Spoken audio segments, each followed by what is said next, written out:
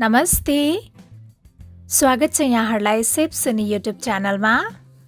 आज म यहाँहरूलाई मुस्ताङको फेमस मुस्ताङ आलु बनाएर देखाउँछु।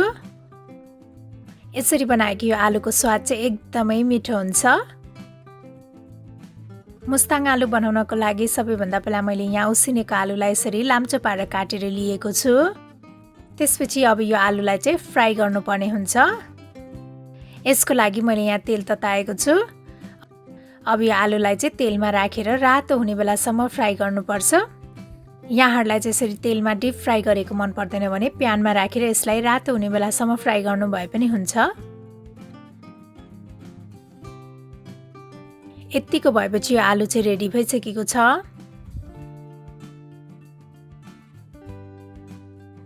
आलु फ्राइड भइसकेको छ। अब मैले यहाँ प्यानमा चाहिँ टिमुर राखेँ अनि त्यस्तै यो सुकेको खुर्सानी। अब यसलाई चाहिँ भुट्नुपर्छ। अब यो टिमुर र खुर्सानीलाई पिसेर यसको पाउडर बनाउने। अब यो आलु बनाउनको लागि चाहिँ मैले यहाँ प्यानमा तोरीको तेल तताउन राखेको छु। यहाँहरूले अरू जुनसुकै तेलको युज गर्नु भए पनि हुन्छ। त्यसपछि अब यसमा मेथी फुराउने अनि त्यस्तै यो सुकेको खुर्सानी। मेथी यतिको भएपछि मैले यसमा राखेँ मसिनो पारेर काटेको अदुवा लसुन।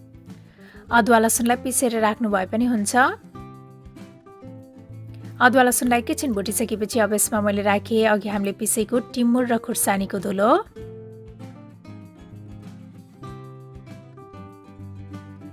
अनि त्यस्तै मैले यसमा बेसार, थोरै जिरा धनिया पाउडर पनि राखेँ।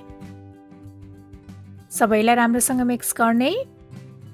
अनि त्यस्तै अर्को मैले यहाँ राखेँ मसिनो पारेर काटेको हरियो धनिया अनि हरियो प्याज।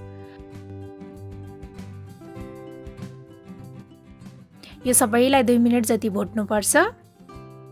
यसलाई एकैछिन भुटिसकेपछि अब मैले यहाँ राखेँ नुन स्वाद अनुसार अनि थोरै रातो धुलो खुर्सानी, यो चाहिँ अप्सनल हो। त्यसपछि अब यसमा अघि हामीले फ्राइड गरेको आलु पनि राख्ने र यो सबैलाई राम्रोसँग मिक्स गर्नुपर्छ। यसलाई चाहिँ राम्रोसँग मिक्स गरेर मसलासँग 1 मिनेट जति पकाउनुपर्छ। यतिको भएपछि हाम्रो यो मुस्ताङ आलु चाहिँ रेडी भइसकेको छ। यो आलुलाई चाहिँ यहाँहरूले यत्तिकै स्न्याकको रूपमा पनि खान सक्नुहुनेछ